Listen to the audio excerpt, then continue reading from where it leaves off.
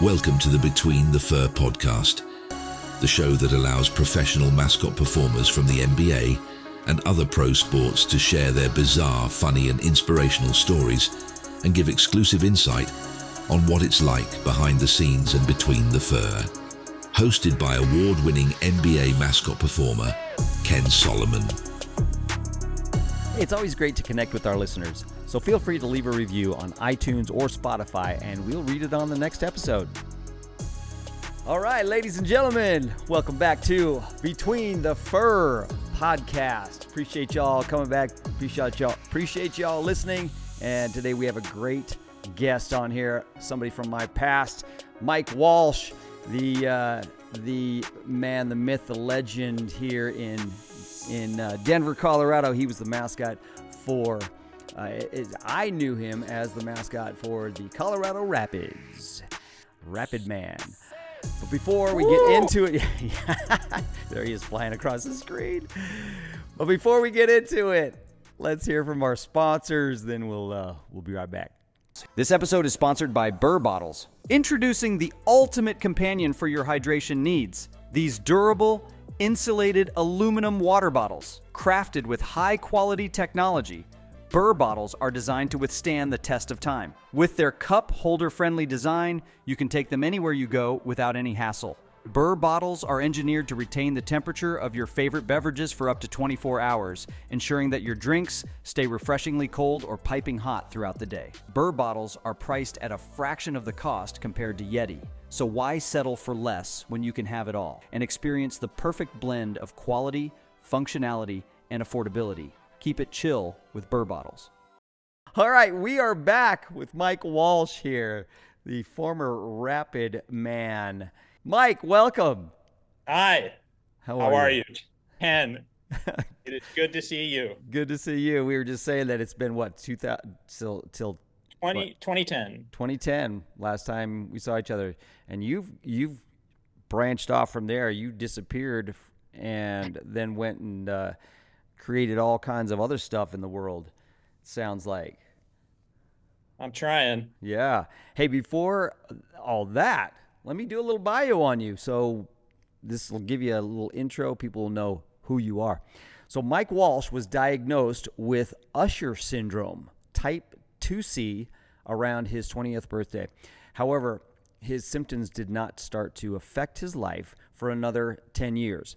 Upon his 35th birthday, he chose not to renew his driver's license, and a whole new life began.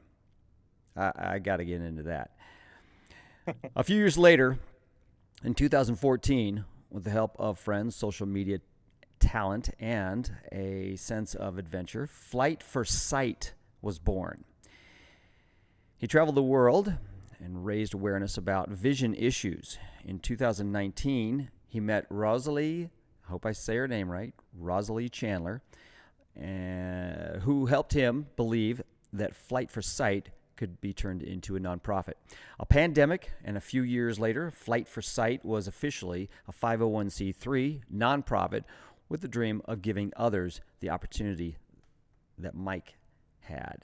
Mike worked for New York City Public Schools from 2016 to 2022. He worked a range of grades from K-12, which included students with autism and emotional disturbance. Ooh, that sounds like a lot. Mike has also lived extensively in Colorado and Wisconsin. In Colorado, he was a professional mascot for 10 years. In Wisconsin, he was a board member and helped social media Breakfast Madison form into an official nonprofit. I want to hear about that too. He was also the first person hired to focus on social media at the Wisconsin Athletics Department. In the summer of 2022, he played for Team USA blind baseball and won a bronze medal at the WBSC International Blind Baseball Cup. Today, Mike is excited about his life and building Flight for Sight in New York City. Bada boom, mic drop. There we go. Oh. Mike, welcome. I'm glad you're here. And, you know, I got to say this before, let me say this too. So Mike reached out to me a little while back and he said, hey, been listening to the podcast, which I appreciate. He says he's suffering from a condition which puts him in pretty much permanent, and correct me if I'm wrong, but you said pretty much permanent mascot vision. Yes. And who knew that my career in mascotting would lead to this learning how to live life now today with my lack of peripheral vision. Um, so all that training, all that work is familiar to the way my life is today. Right. So, first of all, when did you say that started way back around your 20th birthday? Yeah, so that's around 1997. Well, um, probably fairly shortly right before you may have met me when I was in Colorado at Colorado. But yeah, I've known about it that whole time. However, I don't want to sound brave or anything. I never knew that my symptoms would really progress, which I should have, because when doctors and parents are telling you, this is called genetics, this is going to happen. You can't eat well, exercise well, and prevent genetics from happening. And my brother had the condition as well, so I should have taken notice from him, but I was very like kind of your typical hardcore punk 20-year-old. One thing that I knew about you back then is your hearing situation as well. There was a little bit of so explain that. Yes, good point. So my whole life I've been hearing impaired. That was discovered, I think, around my second birthday. I was the oldest child and the first child with a hearing impairment. Obviously, later on, my brother had it, but he's much younger, so that was discovered earlier. But yeah, so my whole life I've had hearing aids, and my hearing's been pretty good. If over time my hearing's gotten better, why? Because technology has gotten better. My hearing has been stable, so the technology has allowed it to be even better because it can further allow me to hear better. So that's a good thing. But yes, one of the challenges, of course, mascotting is preventing them from getting wet, moisture in them, and also being able to hear when I have a head on. There's always different challenges, different kinds of heads. But it worked out pretty well. There weren't too many issues, I would say, that really stand out. But obviously, getting them wet, and it's costly when they get wet and damaged and so forth. Wow. I was always in awe about your situation because being a mascot, I knew how I relied on my hearing when my vision was impaired. And people always say, how do you balance on that? And well, a lot of it's hearing. It's really interesting because, of course I've never dealt with, and I don't pretend to know what it's like to have, any kind of impaired hearing or vision or anything like that. But I do remember I did one game where I had an earpiece that could, communicate with our game director and back and forth. Actually, I could just hear, so I couldn't communicate back, but I could hear what was going on. And the idea was that, I would get verbal cues directly from the director of the game. And I took it out halfway through the game. Halftime, I was like, that's got to go. I can't deal with that. Yeah, too much. Yeah, too much. First of all, there was chatter in my ear, but it really threw off my balance. Climbing on stuff, I was always climbing on stuff, and balancing and walking on rails and things like that. And boy, it really threw me off. Then I also, thought about what your situation, your hearing aids.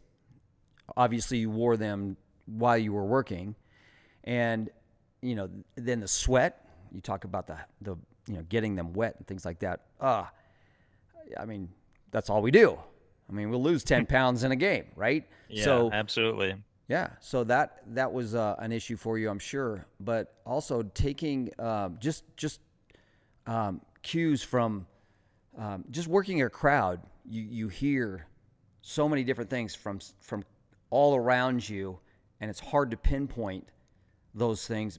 hearing as well as I do. I couldn't even imagine having some issues there. And then, to move to vision, have you done any mascot work since you left Colorado? Not really. No, nothing since 2011, I would say. You eventually miss it. You kind of want to you want the gig, you want to do it once in a while. It was an amazing lifestyle where, it was an incredible, you get paid to work out essentially, in your 20s and your 30s, you're always trying to figure all that out. But yeah, one job I did pursue, they asked me, could I drive? And I was just like, no, but it was in New York City. And I was like, I'll get there. I'll get there. But that was all before the pandemic, so I haven't pursued anything since then. So that's the answer to that. Yeah. Wow. So how did you get into the mascot world in the first place? 1994, fall of 1994, the first big moment was I remember asking my friends at a football game, hey, if I go down there and spell out Edgewood, would you repeat after me? Like, give me an E. And so they were like, yeah, go do that. And so I did that in front of the cheerleaders, and the crowd response was just incredible. And I was like, oh, well, that worked out. And, cheerleaders are like, oh, well, maybe be a mascot or something, if I recall. And so literally the next game, I got a cape, a suit. It was a Crusader, and it was an open mascot. And I put face paint on. And so for the rest of the year, I was Crusader Mike. I was on the news that night, and I was like, I'm Crusader Mike, go Edgewood. And so it started off that way, and it was affirmation. People were like, oh, that's really good. Being able to say, give me an E and have that response. And then you're like, okay, this is kind of working. And what am I, 17 years old at this time? This is my senior year in high school. So there was a moment there kind of like, oh, I've always kind of wanted to do this. Madison, Wisconsin, born and raised, Bucky Badger was kind of a fixture. As you know, you were inducted in the Hall of Fame with him. Rocky was. And so I was sort of influenced by that. And I just remember maybe when I was a freshman or senior in high school, or freshman or sophomore, there was a senior, I think, who did give me an E, and I had remember her and the response. And so it took a few years to generate the courage to be the mascot. And it was senior year in high school where I joined the play. Everything happened like, oh, I got to do this. And yeah, that's the impotence of my first mascot moments. So how did you get to the Rapids? Yeah, so mascotting never stopped, really. And that was one of two high schools I was the mascot at. So I went to the University of Richmond for 1 year, and I was the spider there. And so spider. Yes, That's 8 awesome. arms, 3 extra ones hanging. No way. Love Spidey that. the spider. So yeah, mascotting never stopped. Every opportunity I had to keep doing it from then on. And so my sister was going to the University of Colorado, and my parents were just telling me, like, this seems more like you, this environment, this athleticness, the athletic area, the mountains.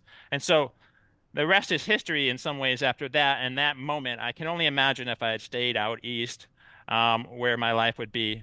And then from there, it's, I remember I had transferred, and the mascot program had tryouts probably in the spring. So I had to wait a whole year to try out for Chip, the buffalo. But during that year, I was learning about how to stay in shape. I joined the triathlon team. Colorado, of course, is known for triathletes training and at high altitude. So I got into the world of athletics pretty quickly. And yeah, once I earned the gig at Chip, it was that was a moment that was really great, and I had a lot of support. People were like, "Oh, that's awesome!" And I remember I was in a fraternity, and so much support around that. And when I did games and so forth. One thing I want to not forget is one of the things that made me super cool in college was this gun in my hand that we bought. The University of Colorado bought from you, your side business, if I understand correctly. Yep, my little you side were always doing hustle. things on top of, yeah. And that's kind of when I started to meet you for the first time. It might have been at a mascot gig when I was Chip before that, but I remember driving to your home and picking up this gun and just like, and then when I shot that at Folsom Field and I was shooting it out of the stadium, it was amazing. I always remember that. And, people just going, "What was that? How did you get that?" And I'm like, "I don't know. That I just went to this guy's house and, Ken, I had known you, but yeah." And so, I mean, as you can imagine, from there to the Rapids, it was just that there was a guy there who was Rapidman before me. He just kind of was like, "I'm retiring. I've seen you around at different mascot events, I think it was." Um, and he's like, "I think you could do this." And I was kind of maybe a senior, junior, finishing up my college, and that was the perfect segue into the world of mascotting. So yeah. I love it. That's right. I remember those little early interactions. Yeah. And those guns, man, those were fun. Yes, Whew. you made a gun that could shoot a t-shirt out of Folsom Field. So Yeah.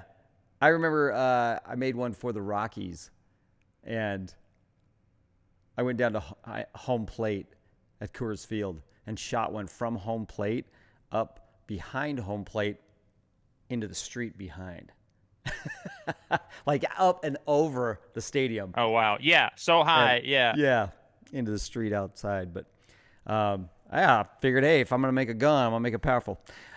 Well, you know, so being Chip and then moving to a professional team, was it anything like my experience? My experience was you go out there in college and clap, and the whole place claps. You go out there and fall down, and everybody laughs.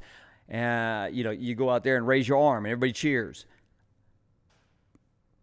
Go to professional sports, and yeah, you got to work. You got to work for that cheer. You got to, you got to do something that makes sense to people to make them clap. It wasn't just like, yeah, there's the mascot. Ah, Tradition is pretty amazing in colleges where you just kind of are inserted into what the traditions are in many ways. Yep.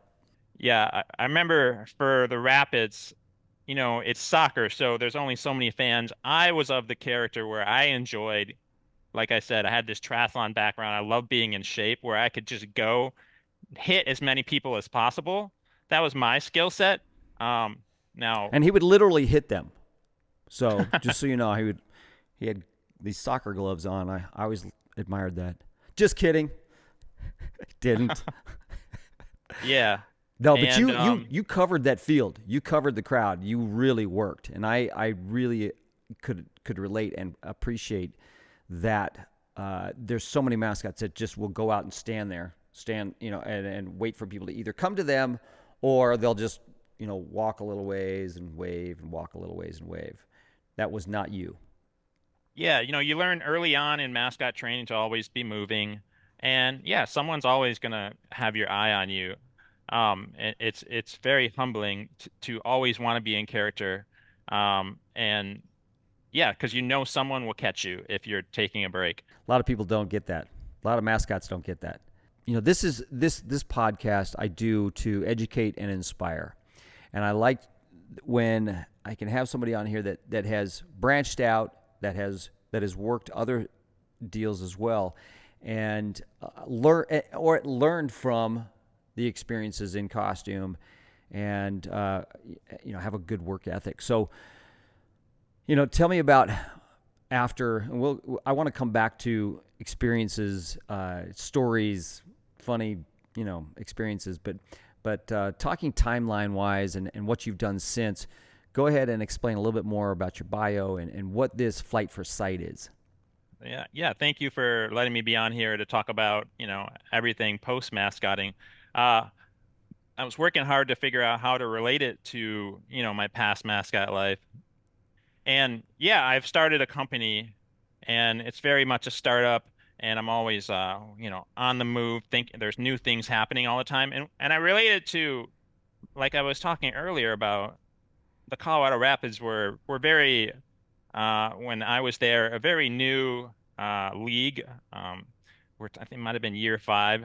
The league had actually contracted from 12 to 10 teams in my second full season. So, these are early days. And so I learned a lot about being a part of that kind of startup world. You find your people who are super passionate about what they're doing. My boss, Kieran Kane, forever will always be my boss in my mind. He was my first real boss. He loved soccer.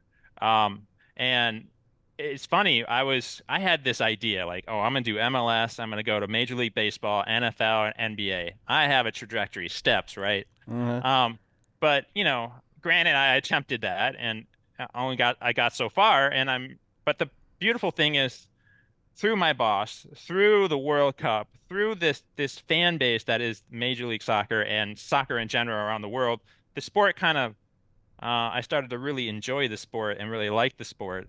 And all that starts with people that you work with that really are really into what they do and the sport. I just thought like, oh, everyone here, this is a stepping stone for them. And that's the case for some people. But having met the people that were hardcore soccer, and they were all in, that really rubbed off on me. And so I guess I've always been into this startup idea. Like I left, after 10 plus years of mascotting, with a startup idea. I left Colorado, went back to Wisconsin, my hometown. And I always had this mindset of just, oh, I want to try this out, try that out. And let's see, social media, of course, was very new around that time. And I had started doing stuff even when I was with the Rapids. I created a website, rapidman.com, because I was trying to make more money, get private appearances. I wanted to be you. I wanted the van. I wanted, more gigs, a little bit more money. Um, but because of that hustle, I learned a lot of lessons. It really formed me and just made me harder. And, you learn about relationships, you learn about how to be organized, and I don't know. Technology was always changing, so I kind of always liked to work with it. And you can obviously social media blew up in your time. It went from, you probably had 10 channels when you started mascotting to where it is today. I don't know. I was always on the move, on the hustle. And so back in Madison, Wisconsin, I started working in social media, and that was something I started with the Rapids, trying to promote the characters. And of course, that's a whole separate story. Going from AEG to KSE was a amazing learning experience about business, but we can talk about that later. Um, so having learned all these social media skills, and then uh, that on top of I was dating a flight attendant. Bonus. I recommend it. So social media, dating a flight attendant. We stopped dating, but I still had this pass so I could travel. She and I thought to myself, okay, and I'm losing my sight, and a lot of my friends and family aren't really too sure about like, what's happening. Um, and so I was like, okay, I have this pass, social media, losing sight. Let's create something interesting. I post on Facebook, I'm losing my sight. Where should I go?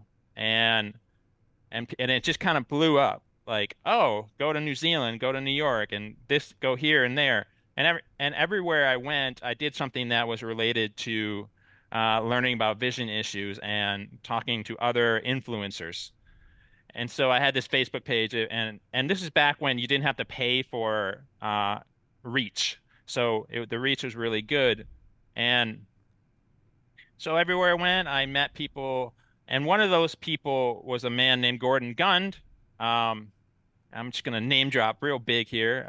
Gordon Gund, of course, owner of the Cleveland Cavaliers for a long time. That's where I He is a knew that founder name. of the foundation Fighting Blindness, and he's also the guy that won the lottery and drafted LeBron James.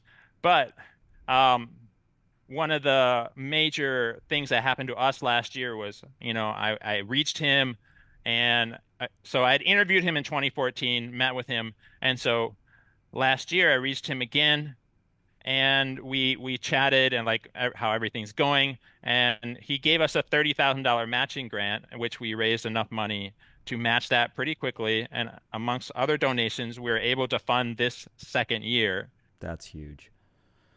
Yeah. So you developed this, and where'd you get the name? Oh, Flight for Sight. Uh-huh. It worked out. I was Is working. that the flight attendant that No, ties to the? I met someone else who helped me out in the 2014, and we came up with the name together. But yeah, that I'm really proud of the name. That name works out well, and the logo I'm really happy with it. Anyone looking to start any kind of business out there who needs a logo, I found a logo. I think I paid like $100 for it on Fiverr. The guy created it. I was like, this is amazing. I could have paid 10 grand for what I paid for that logo. So you're in New York now, and Yes. you've been there for how long? I've been there since 2015. And how is it there day to day? What's your purpose now? Yeah, so this is my full-time job getting this together. Um, it's been a grind and a challenge, but there is definitely a pathway. And like I said, the fundraiser we made, we have the runway for 2014 where we're giving three $10,000 grants out to people who are blind and low vision. And this is first and foremost, I wake up and I'm working on this and then, as long as I can. And I have the option to work at home, of course.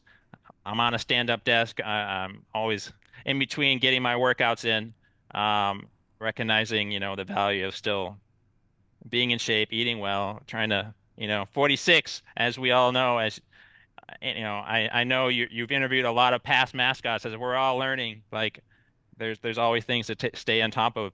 The beautiful thing about New York City, for people with disabilities especially, I want to promote, is that there's a lot of options in terms of transportation.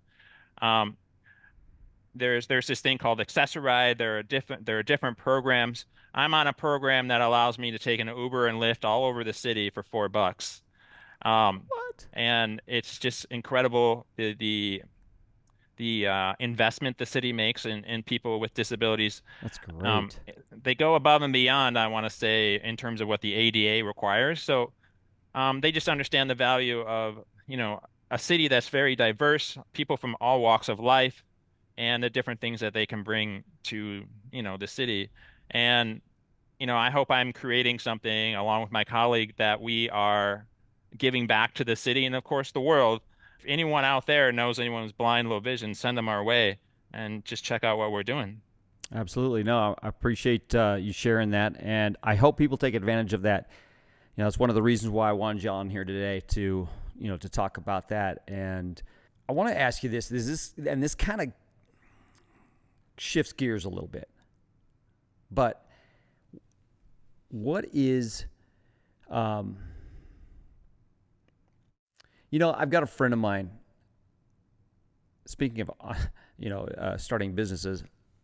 I'm sitting right here in the back of my gym, which I've created a studio in.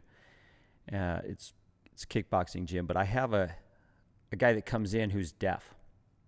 Uh-huh. And he gets right underneath the speaker. So all he can, he's not deaf. He is very hearing impaired. Spectrum, yeah. Yeah, so he's got some real, strong hearing aids. He doesn't wear them during class because he can't. For some reason, it doesn't work very well for him. But he plants himself right underneath the speaker, and he can feel the bass. He can feel the the music, and because we blare it in here. But one of the things that he deals with on a day-to-day basis is depression. And so let me ask you, did you go through any of that? You've been hearing impaired since you were young. You pretty much know no difference. And however, I'm sure you've dealt with being, I guess, and correct me if I'm wrong, I'm sure there's been times when you're like, sucks to be different. But now, having your vision all of a sudden closing in on you, is that, what does that do for you mentally? Interestingly enough, you brought it up earlier. Like you alluded to the fact that you always knew I was hearing impaired. when I was mascotting before, but you included and no one else, a lot of people just don't ask, right? They don't, you might have had questions back then, like, what are your challenges, right? But there's a very there's people are overly sensitive. People can ask me anything, and that because education, like ask and then learn. And and so can I yeah, interject here real quick? go ahead. I'm learning now that that's okay. But it's Yeah. taken me this long to understand that those are conversations that can be had and that are probably welcomed in most cases. Yeah. I talk to my friend all the time about his situation and what his challenges are. And, I love the fact that he's got like 4 bass speakers in the back of his car just to feel it when he drives down the road. So, Yeah. anyways, but It's interesting. The more you ask, the more awkward questions you may ask, the more interesting the answers are going to be. You're finding your friend has 4 bass speakers. You're like, oh, what's that like? yeah. Um, and so, yeah, let's get down to it. Let's get hard. Growing up, I think my hearing impairment led to a lot of shyness, a lot of like, oh, I'm not good enough. Um, and even through college, there was definitely that feeling. And it's funny enough, I would say, when I did the traveling around the world in 2014, that actually was a turning point for me socially. Um, because I was doing this thing, it was mission based, and I was like going out, dating. I was using Bumble, I think. It became, and I would put it in my profile, and it became a topic of conversation immediately. They'd be like, "Oh, tell me about this. By the way, you want to hang out too?" It was like, huh, a disability. You realize there's a point where a disability is interesting to other people. Now, I mean, everybody's unique in this world. So take your peculiarities, whatever, your disabilities, whatever your challenges are, and put it out there because there's so many people out there. And what I'm trying to get at is like Bumble, Tinder. So many people will see my profile. Some will just be like, oh, this person's hearing impaired or deaf or blind. Like, I don't want to talk to them. But the thing is, some people are going to be very interested. And so it was very interesting in that, like, where I realized, oh, this is really fun to share with people because people are interested um, to learn about what I'm doing. I would get messages like from people. Um, a fun story I like to tell is, so I was traveling home and I was in the Detroit airport, probably just swiping away. And like a day later, someone contacted me on my Facebook page because I had it in the profile probably saying, "Oh, I saw that. I saw what you're doing. My family has issues with blindness and so forth." And immediately, a few days later, I flew back over to Detroit, hung out with this person, and went to Ann Arbor, and she set me up with a blind teacher to talk about blindness. All because I put myself out there to allow the world to come to me. And so as I was just getting at, yes, there was this long period of time, probably well into my 30s, where there was a certain shyness and I felt insecure. But then it just happened where, like, oh, if I show what I am, there are people that out there that will be interested and want to learn more about what I'm doing. And so, really, just building off of that idea. I love that. I was thinking today about another chapter in my book and that I'm about to write. Nice. Or to put on paper. And I don't know.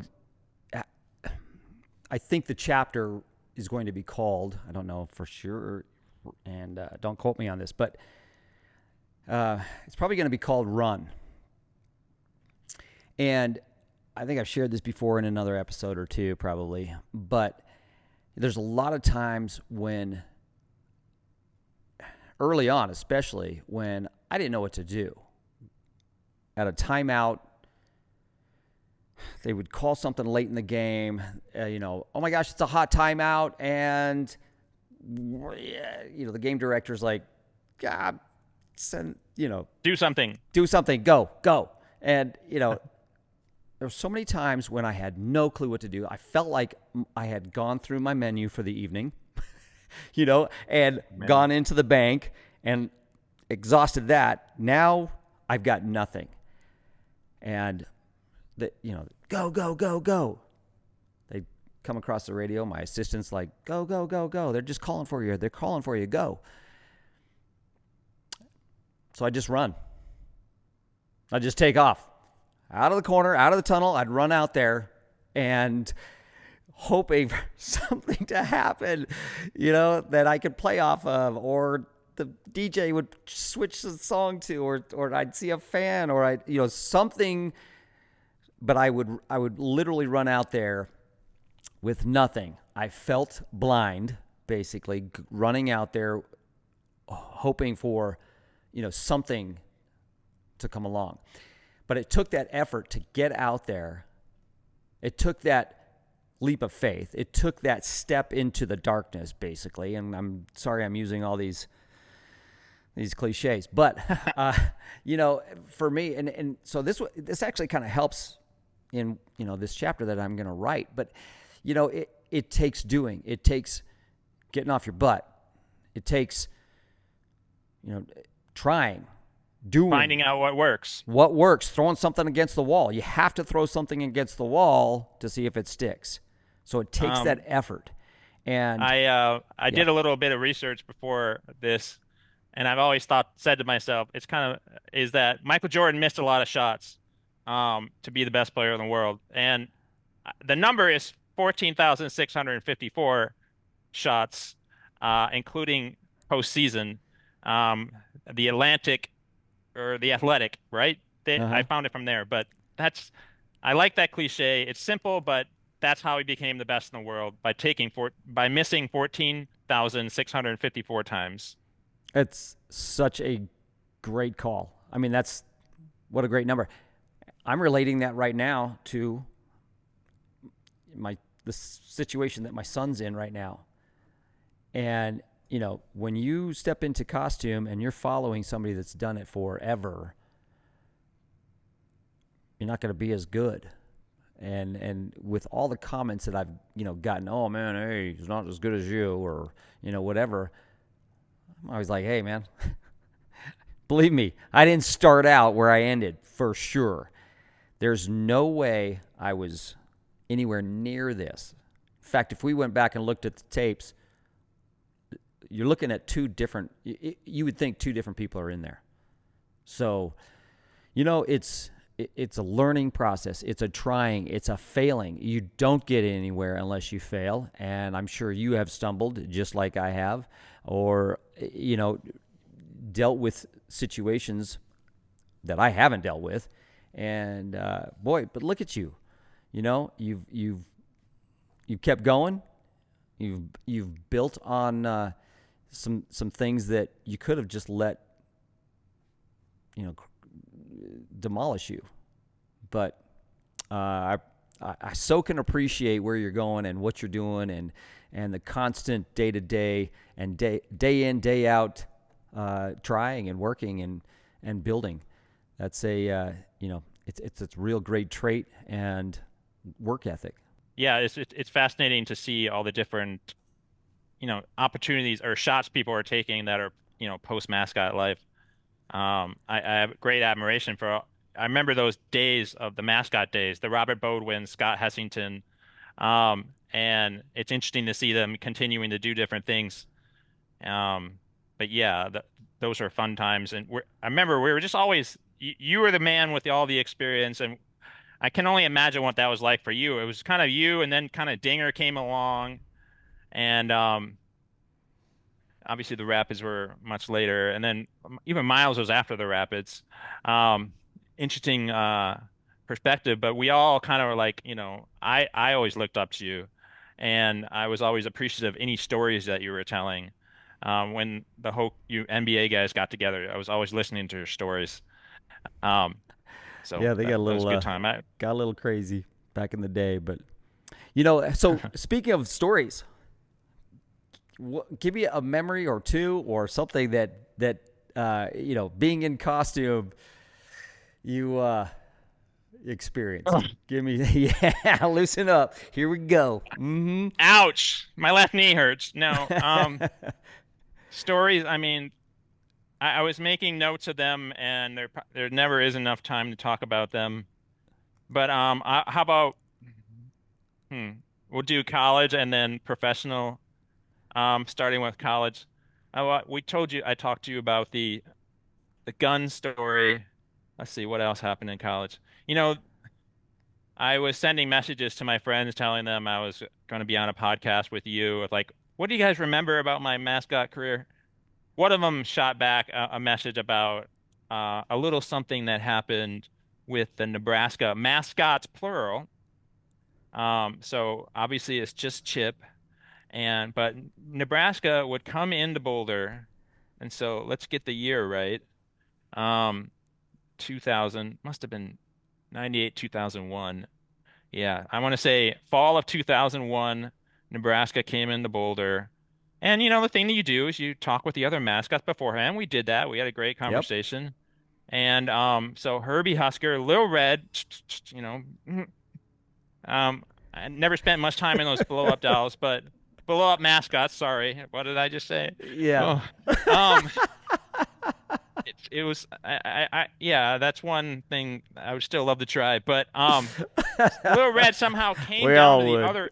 to the other end because it's not easy to get to the horseshoe end if you're familiar with it, I'm sure.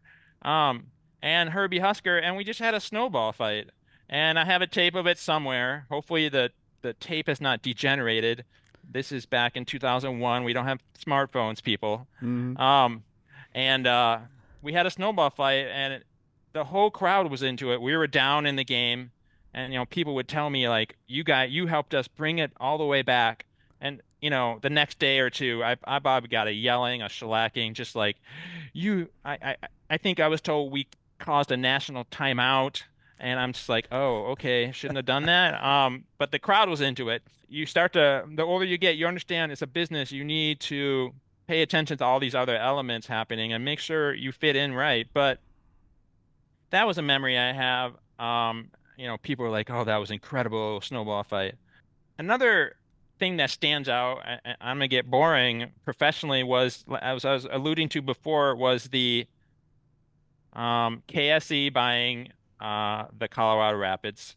And that's just like, you learn a lot about business and how things go. I was working with all these people. Some of them were let go. And then KSE comes in, and as they should have, and that was very good for MLS because when there were 10 teams, maybe at that time, AEG, Philip Anschutz, owned probably five of them. I mean, you don't hear that. It's one owner owning half the teams. And so that was the right thing to do to make sure that MLS continued growing. But I had the experience of being involved with that. They went from going, okay, we're not going to have Rapidman anymore. And so I was like, okay, there's kind of like a crisis, like what's going to happen? Do I still have a job? Um, and even my boss, like, I don't know what's happening, naturally. And then started hearing, oh, we're going to have four characters. And so KSE buys us new colors, four new mascots.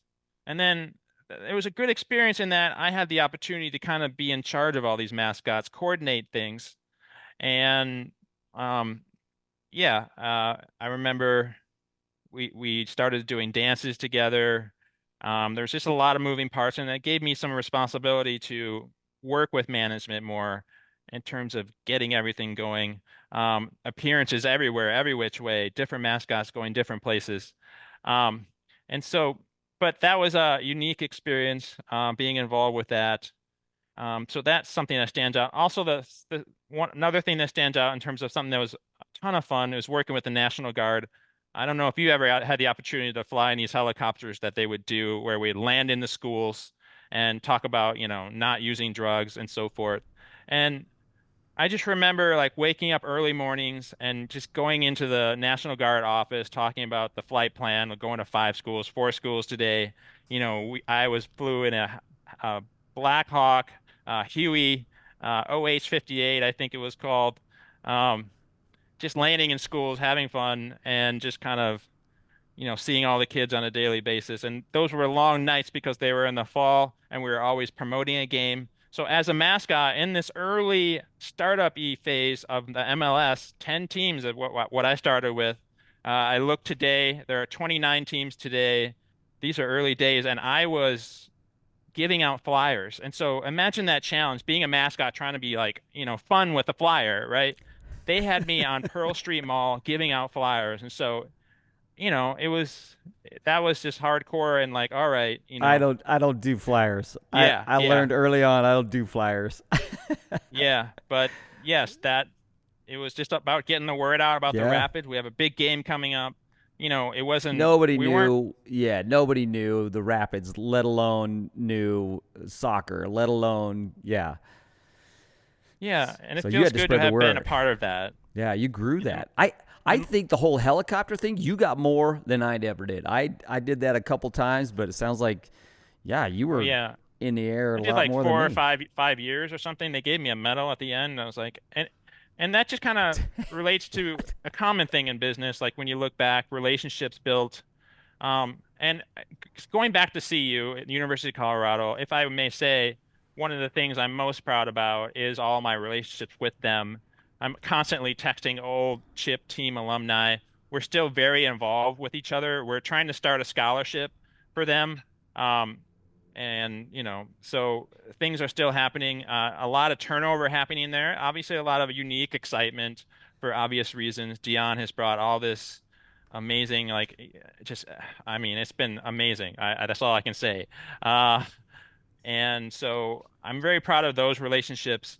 And again, my professional relationships, there's people out there that I think are pretty incredible for the mascot industry. Things, of course, Dave Raymond has done with the Mascot Hall of Fame. You got your Glenn Streets of the world. They're just kind of still there all these days, and they have a lot of stories to tell. I have to give a shout out to Brad Post. He's someone who's always been, still someone I communicate with today. Um, He's a good dude. yeah, yeah, incredible dude. What a good talk. You still have the same personality. I love it. You're awesome, man. You're awesome. Yeah, no, congratulations with Rocky and your son, and that transition is pretty cool, I think. I saw a YouTube video of you just on the news one night, and just the incredible your movements, your awareness of what they're saying, and just like I was like, oh my God, that's Kenn. Um, yes, it was a confetti gun, and it was like, oh, the timing. I was just like, wow, okay, that's what made him timing, and you just had a set of movements, just like, yes. Well, I appreciate that, man. Well. Anyways. Lot of time in costume, a lot of hours. What do they say? Yes. 10,000 hours or attempts or whatever. I don't know. Yeah, I had right around Yes. there, but yeah. Well, I appreciate that. Appreciate the compliments. Mike, thanks for coming on. Appreciate you. Real quick, give a shout out to how people can, or give a shout out with your info. Yes, you can contact me at Mike at Flight for Sight, MIKE at FLIGHTFORSIGHT.net.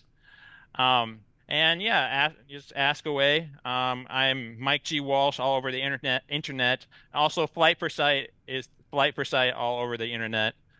We have that name on YouTube, Facebook, Instagram. Yeah, thank you for, if you check us out. And Kenn, seriously, it's fun to rehash everything. I did a lot of thinking about the past, and it was kind of wild to go back. But yeah, at the end of the day, it's fun to see everything that's happening and continuing in the mascotting world. And keep at it. Keep at it, dude. Will do. Appreciate you, man. Have a wonderful day. Thanks again. And hey, thanks for everyone for listening to Between the Fur. Peace. All right. Thank you. Thank you for listening. And now you know that there is a person inside there, a living, breathing human with emotions and feelings. If you would like your friends and family to know what is between the fur, please share. See you next time on Between the Fur.